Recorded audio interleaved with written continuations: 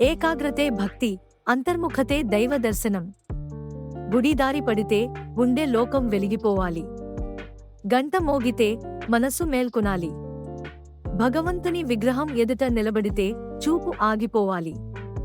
అప్పుడు భక్తి అంతరంగంలో పుడుతుంది. చుట్టుపక్కల శబ్దం ఎంతైనా ఉండవచ్చు, కానీ మనలోని శాంతి వినిపించాలి.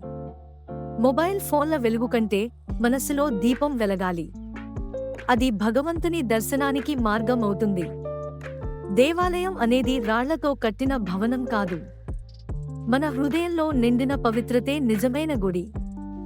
గంటల ఘంటారావం మనలోని నిద్రను మేల్కొలపాలి. అది మనలోని దేవుని స్వరమే కదా.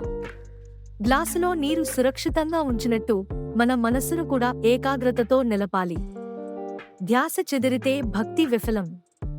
భగవంతుని దర్శనం కళ్లతో కాదు, హృదయంతోనే సాధ్యం. చుట్టూ ఎన్ని ఆందోళనలు ఉన్నా మన లోపల నిశ్చలత ఉండాలి. అదే నిజమైన యోగం. విగ్రహం మనసుకు ప్రతీక.